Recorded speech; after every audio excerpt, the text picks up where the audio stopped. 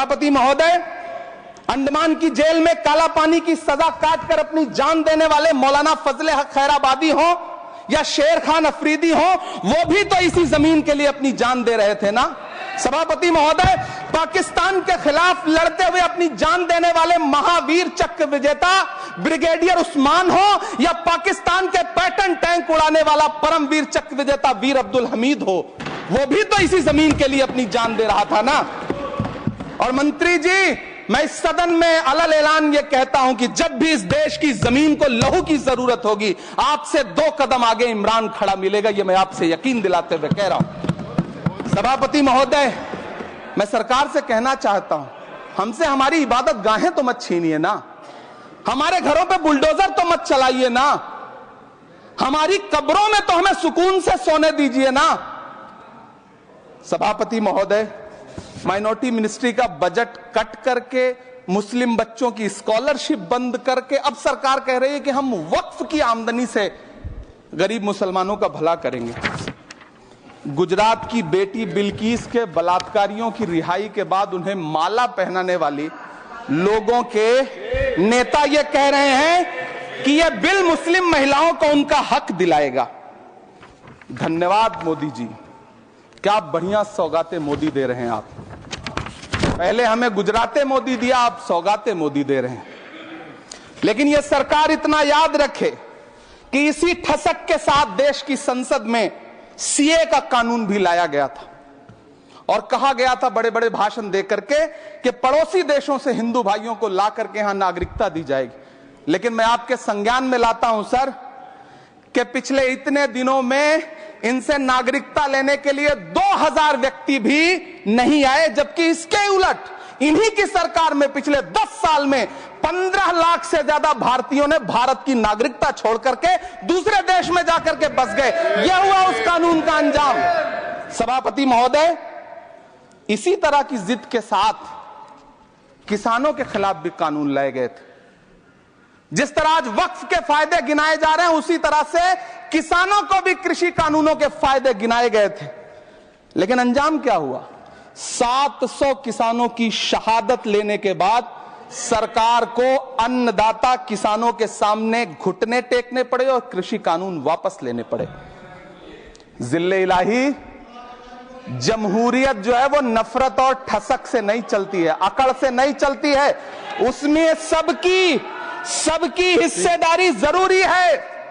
कल देश के माइनॉरिटी मिनिस्टर ने लोकसभा में खड़े होकर एक शेर सुनाया था कि मुझसे कोई बदगुमा न हो, तो मैं उन्हें एक शेर सुनाना चाहता हूं कि मैं आज जद पे हूं तो इतना खुशगुमान न हो, मैं आज जद पे हूं तो इतना खुशगुमान न हो, चराग सबके बुझेंगे हवा किसी की नहीं।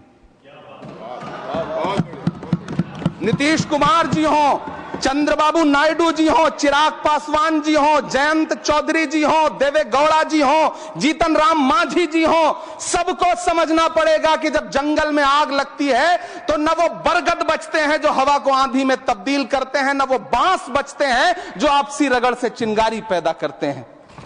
सभापति महोदय, जब देश को मनमोहन सिंह साहब जैसा काबिल प्रधानमंत्री मिलता है तो देश को आरटीआई जैसा एक्ट मिलता है, सेज जैसा एक्ट मिलता है, मनरेगा जैसा एक्ट मिलता है, लिबरलाइजेशन मिलता है, राइट टू एजुकेशन मिलता है, नेशनल फूड सिक्योरिटी एक्ट मिलता है। लेकिन जब देश को सौगातें मोदी मिलती है तो क्या मिलता है? सीए मिलता है, फॉर्म्स लॉ मिलता है, आर्टिकल 370 मिलता है, इलेक्टोरल बॉन्ड जैसा एक्ट मिलता है और वक्फ अमेंडमेंट एक्ट जैसे बिल देश को मिलते हैं। मुझे तो अपने हमवतन भाइयों से पूछना है कि आपको अपने बच्चों की तरक्की, खुशहाली और नौकरी की दरकार है या फिर मुसलमानों की दान की गई जमीनों को लूटकर धन्ना सेठों को देने की साजिश करने वाले कानून की? सभापति महोदय, यह सरकार रात के 3 बजे तक पूरे देश को जगा करके संसद में अपने ही नागरिकों को नीचा दिखाने के लिए वक्फ बिल ला रही थी, तो उधर रात के 1:30 बजे अमेरिका हम पर 26% टैरिफ लगा रहा था। सरकार की प्राथमिकताएं देश को पता। सभापति महोदय, मैं बहुत भावुक हूं आज, और मुझे अच्छा लगा कि आदरणीय नेता सदन जगत प्रकाश नड्डा जी ने बहुत अच्छी बातें भी की, मन से बातें की। क्योंकि उनके नाम में प्रकाश जुड़ा है तो मैं उनमें हमेशा एक रोशनी की किरण देखता हूं।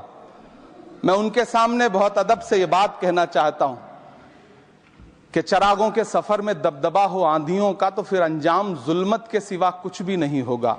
ये दुनिया नफरतों के आखिरी स्टेज पर है, इलाज इसका मोहब्बत के सिवा कुछ भी नहीं होगा। मैं भावुक हूं, मेरी पलकें गीली हैं। अगर देश की एक बहुत बड़ी आबादी को लगता है कि आप उसका भला करने के लिए नहीं बल्कि उनकी इबादतगाहों, उनकी कब्रिस्तानों, उनकी खानकाहों को बर्बाद करने का बिल ला रहे हैं, तो फिर आप अगर समझाने में नाकामयाब रहे हैं तो यह आपकी नाकामयाबी है। पहले समझाइए, उसके बाद कोई बिल लेकर के आइए, तब शायद हम आपका इतनी पुरजोर तरीके से विरोध ना करें। लेकिन सभापति महोदय, मैं अंत में सिर्फ इतना कहना चाहता हूं कि इस बिल में जो भी पॉइंट्स दिए गए हैं, बॉम्सी पोर्टल देख लीजिए, सरकार का झूठ आपको पकड़ में आ जाएगा। हम डरे नहीं हैं, हम सिर्फ सरकार से अपील कर रहे हैं कि हमें अपना समझिए। हम आपके अपने हैं, इस देश के नागरिक हैं, और आप ताकत में हैं। संख्या बल के आधार पर बिल हो सकता है आप पास करा ले, लेकिन आपको यह बात समझनी पड़ेगी कि हम तो वो तारीख हैं, जहनों में रहना है, जिसे कागजी पुर्जे नहीं जो फाड़ डाले जाएंगे। जिस जमीन पर मैं खड़ा हूं यह मेरी पहचान है। आप आंधी हैं तो क्या मुझको उड़ा ले जाएंगे? आपको यह बात समझनी पड़ेगी।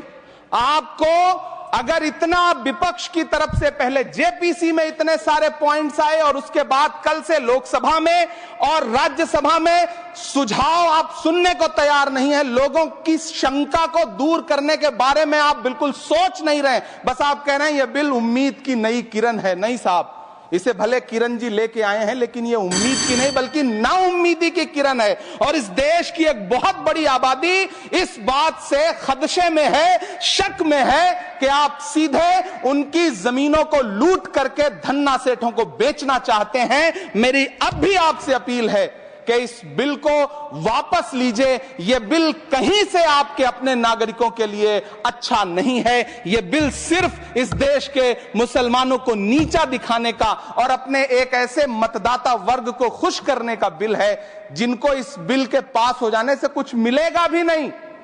लेकिन आप एक नैरेटिव देना चाहते हैं, एक मैसेज देना चाहते हैं। मेरी आपसे अपील है कि कृपया ये जो सबका साथ सबका विकास का नारा है